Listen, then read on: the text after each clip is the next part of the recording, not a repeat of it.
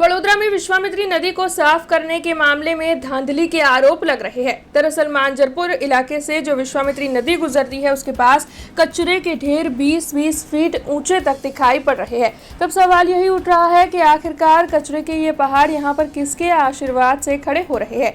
वैसे गौरतलब है कि विश्वामित्री नदी को गहरा करने, कचरा बाहर निकालने और बारिश के पानी का अधिक संग्रह करने के आशय से पिछले साल सरकार ने करीबन 1200 करोड़ रुपए विश्वामित्री प्रोजेक्ट के लिए मंजूर किए थे।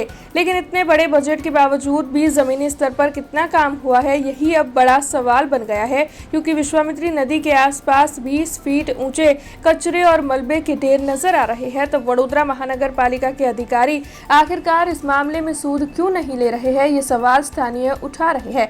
तो वहीं इस मामले में कांग्रेसी अग्रणी राकेश ठाकुर और साथ ही स्थानीय निवासियों की ओर से आरोप लगाए जा रहे हैं कि एक और तो वडोदरा शहर में विश्वामित्री नदी को बचाने के दावे किए जा रहे हैं, वहीं दूसरी ओर उसी विश्वामित्री नदी को धीरे धीरे खत्म किए जाने की साजिश की जा रही है। तब आपको बता दें कि इन आरोपों से इस वक्त इस मामले ने और ज्यादा तूल पकड़ लिया है।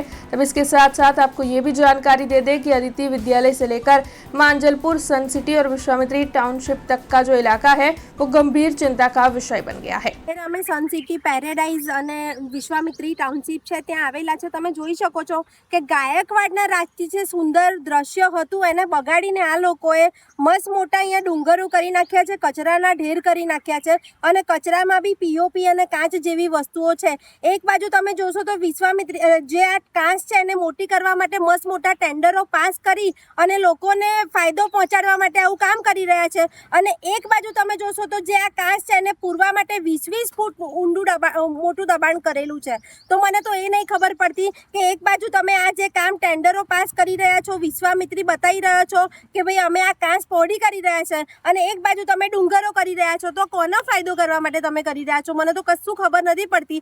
અને બીજું કે તમે આ જે ચૂંટાયેલા પ્રતિનિધિઓ છે, અધિકારી, કોઈ દિવસ આ બાજુ આવ્યા છો ખરા? તમને ખબર છે કે આ કયો વિસ્તાર છે? તમે આ કોઈ દિવસ કચરાના ઢેર જોયા છે? ખાલી તમે એસી ઓફિસમાં બેસીને મસ્ત મોટા ટેન્ડરો પાસ કર્યા છે અને વિકાસના નામે ફક્ત તમારો વિકાસ કર્યો છે, બાકી આ પ્રકૃતિને નુકસાન પહોંચાડે એવી ઘટનાઓમાં તમારું બિલકુલ ધ્યાન નથી। છે ગાયકવાડી સાહેબ સમયની એ વરસાદી કાચ પર પુરાણ થઈ રહ્યું છે।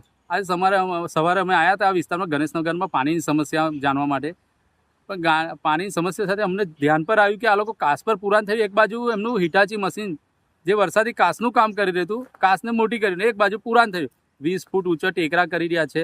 એ 1-1.5 કિલોમીટર પટ્ટો છે આખો જે નદીમાં જાય છે, એની પર પુરાણ થઈ જશે તો આજુબાજુનું સન સિટી સોસાયટી, ટાઉનશીપ સોસાયટી, પછી મુજમોડા વિસ્તારની સોસાયટી, મુજમોડા ગામ, ખિસકોલી સર્કલ, કલાલી ગામ, આ બધા વિસ્તારોને આની અસર થશે। કેમ કે 1-1.5 કિલોમીટરનો પટ્ટો જે પુરાણ થઈ રહ્યા છે ધીરે ધીરે, જેમ કે વિદ્યાકુંજ સ્કૂલ પાસે એક આખો કાચ જે હતો એ પુરાણ થઈ ગયો, એટલે આવા વિસ્તારોને કારણે એ કાસો પુરાણ થવાને કારણે લોકોની સોસાયટીઓમાં, લોકોના ગામડાઓમાં પાણી ઘૂસી રહ્યા છે, જેની પર કોર્પોરેશને કોઈ ધ્યાન જ નથી આપ્યું। ખાલી સ્માર્ટ સિટીની વાતો કરી, પણ ગ્રાઉન્ડ લેવલ પર તો ઝીરો જ છે એ લોકો।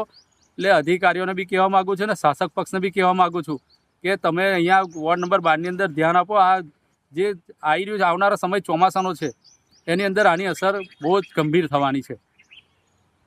हमसे जुड़े रहने के लिए हमारे YouTube चैनल को सब्सक्राइब करें और नई वीडियो की नोटिफिकेशन के लिए बेल आइकॉन को दबाएं।